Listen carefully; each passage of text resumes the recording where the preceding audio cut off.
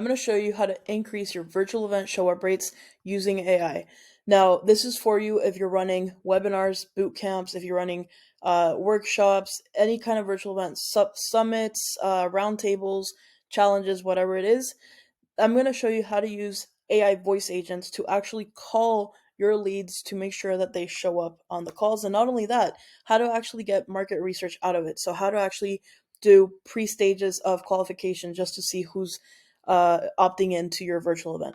So, as you can see here, I have a campaign that I ran yesterday, a test campaign to uh, about 50 contacts of my buyers from my boot camp that I ran this week. From these 50 contacts, they were US phone numbers, they were opted into our terms of agreement, and we called within the window frame for TCPA guidelines, which if I'm not mistaken, it's 9 a.m. to 8 p.m. I think, based on the contact's time zone. So we called 50 leads I mean 50 buyers. From those 50 buyers, about the reason why it shows as 80 dials is because when I ran the campaign around 1:45 or so, 1:45 p.m., the boot camp started at 2 p.m., so I called them about 15 minutes prior to the boot camp starting. And what happened is that initially only like around 13 people picked up. Then, a few hours later, around 6 p.m., the agents recalled all the people that didn't pick up the first time around. I did not have to set an automation. That was just naturally how it happened. And after it was all said and done and it called again at 6 p.m., now I had 22 pickups. 4 of those calls failed, 2 of those calls were busy, and 52 were no answer. It in all, it took about $7.97 to actually call all these leads. And I didn't have to do anything else other than create a script, upload my contact list, and run the campaign. I didn't have to sit here and run and answer every single call or anything like that. The tools that I used are Air and Zoom, and I'm going to talk a little bit more about that. Zoom, obviously, I used for the virtual event, but Air I used to actually run the campaigns. So really quick, if you do want to try Air for yourself, there's 2 ways that you can do it. Number one, you can go to the link in my description. In the link in my description, you will see that I have shared a licensed agency partner link, which means that it gives you access.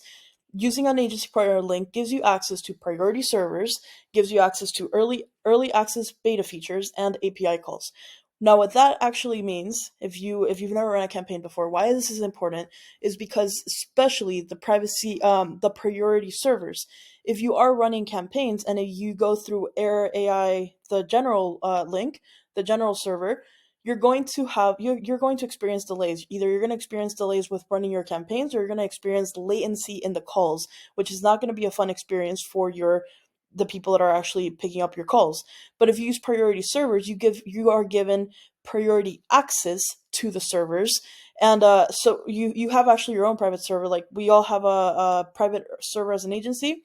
So what that means is now you have access to running your campaigns without having to experience any of those delays or latency issues. So this is the importance of why private servers and priority servers are important.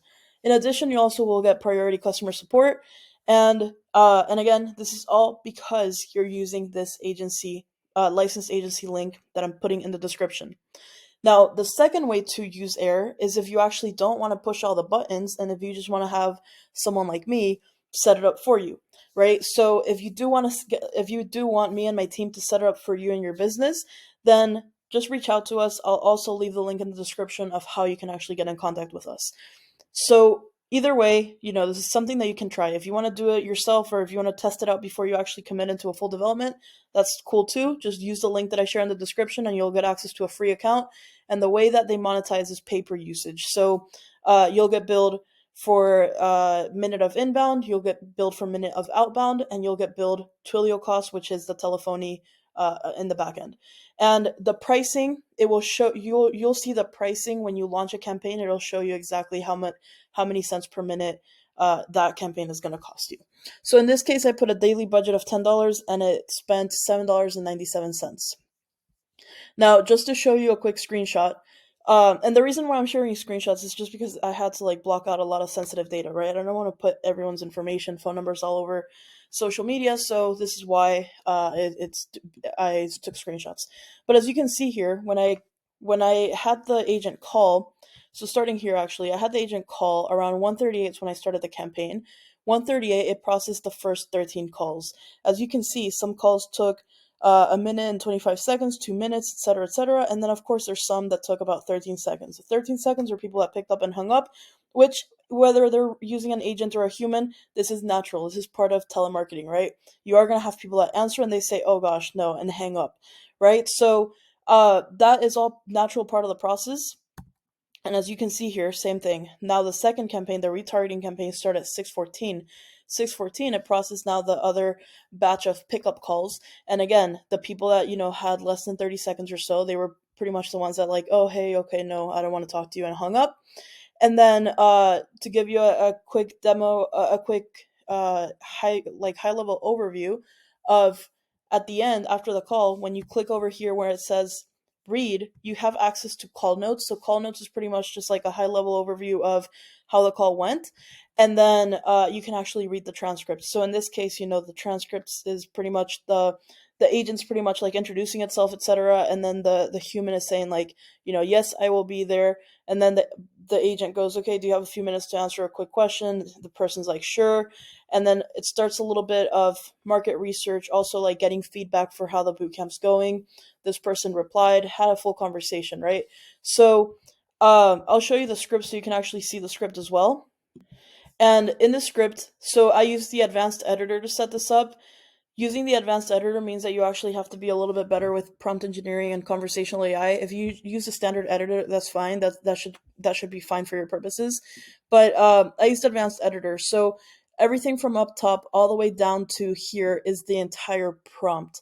After that is the script, and so this is just a script. Again, like I said, it's a very short and simple script. Now, a couple of things is I did lead with the fact that it is an AI agent. Again, I'm just being transparent. I don't want to like, try to like bamboozle anyone into thinking it's a human. I want to lead with the fact that it's an AI agent. You guys can choose to do business however you choose to, but I choose transparency overall. So I said, okay, it's an AI agent for marketingpros.ai.